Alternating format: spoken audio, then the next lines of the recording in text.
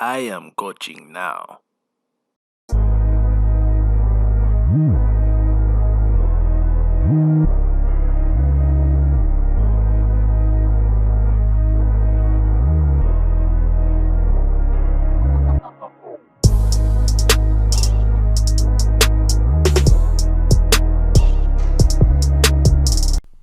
Yo, what up, HAMIES?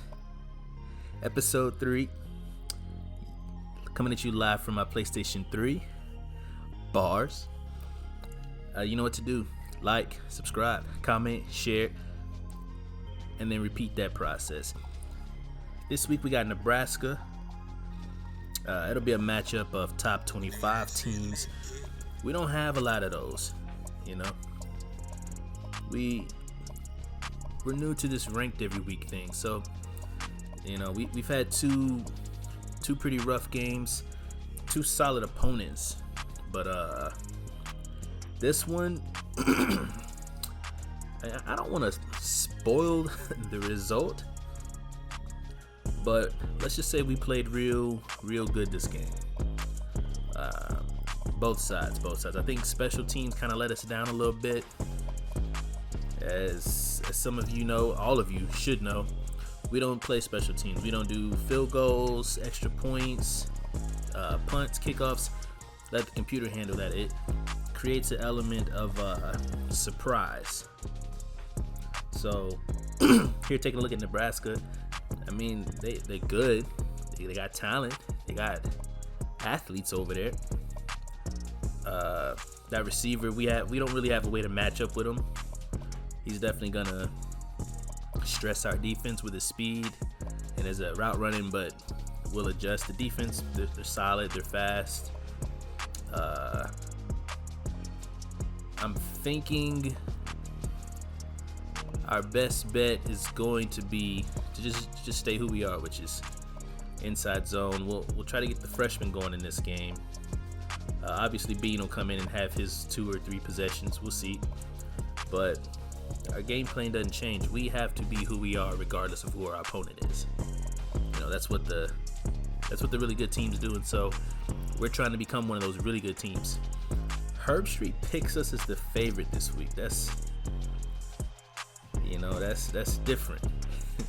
we haven't had a lot of those, especially when our opponent is ranked. But hey, you know, it's a new day out here in Denton. Looking at their schedule, they lost to BYU week 1.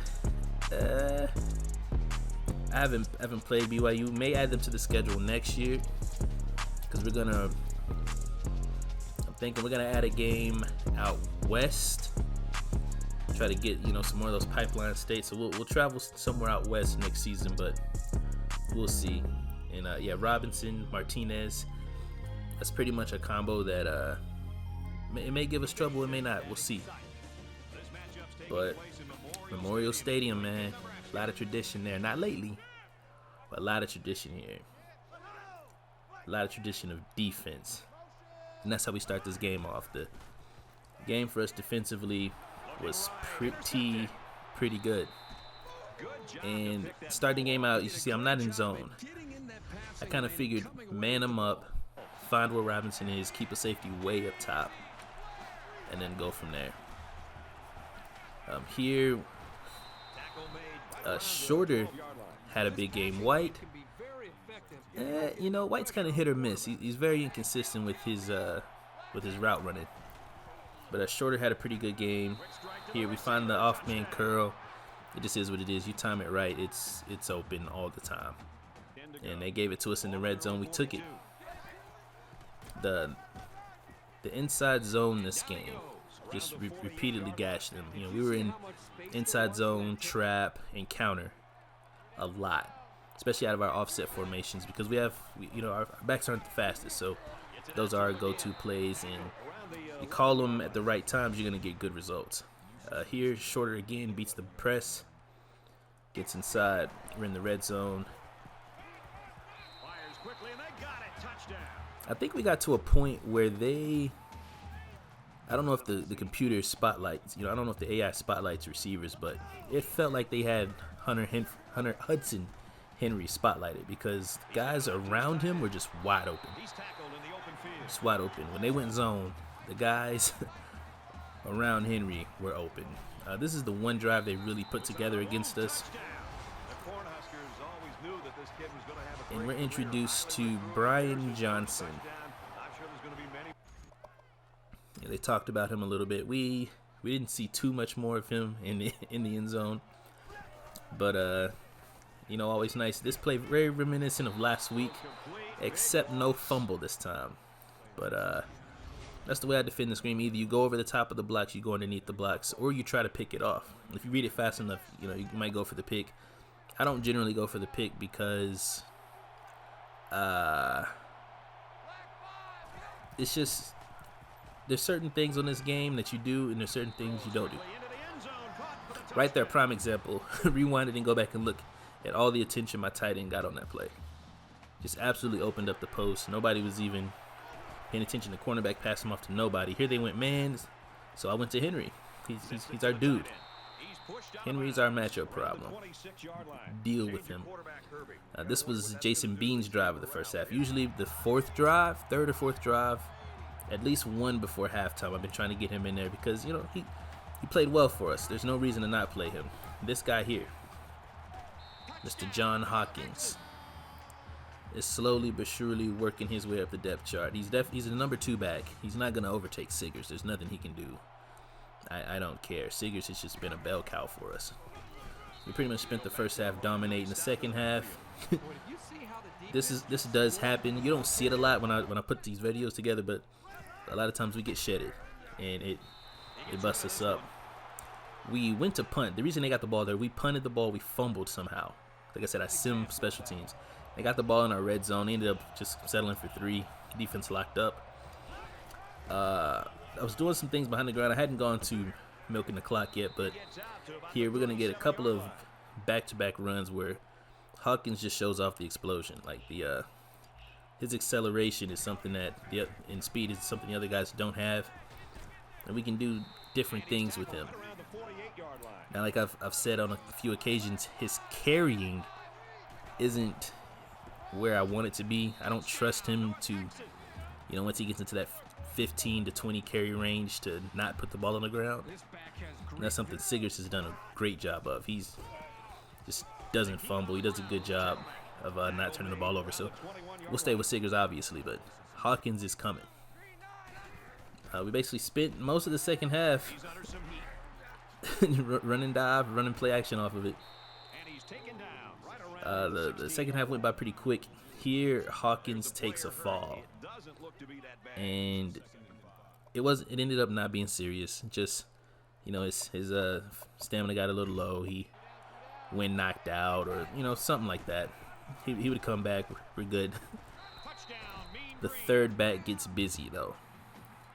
This would be the first of his touchdowns here in the fourth. They didn't do much at all the second half. Like, we just had their number here.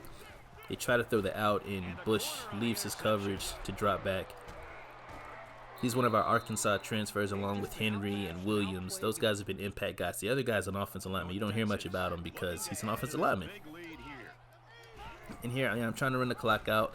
I decide we'll go to the triple option, and we're gonna get Attaway outside for the longest rushing play we've had in 3 seasons.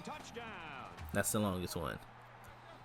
Now, it breaks the record, air quotes, but I don't think this record is correct. 77-yard, nope, there's no way. In 2014, a 77-yard run was the longest in history. But, yeah, that'll do it from the gameplay standpoint. We just dominated Nebraska.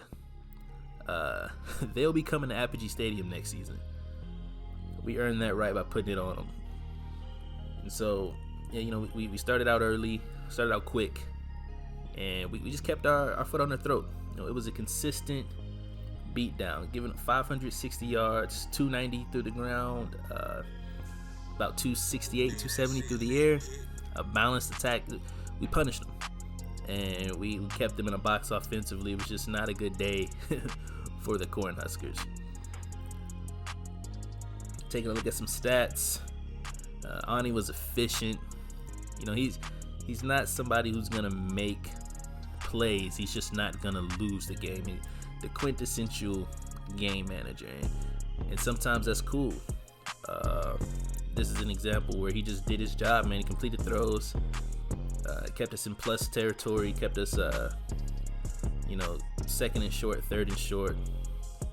The run game, 3 backs, man. Just right now, we needed to adjust to what we were doing the first 2 games because offense just wasn't working.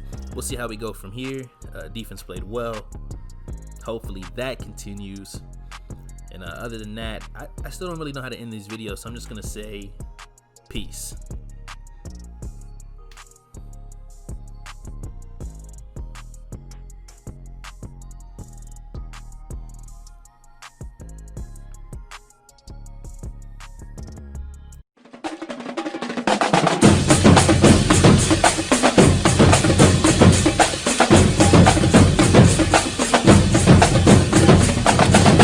Look at me. I am coaching now.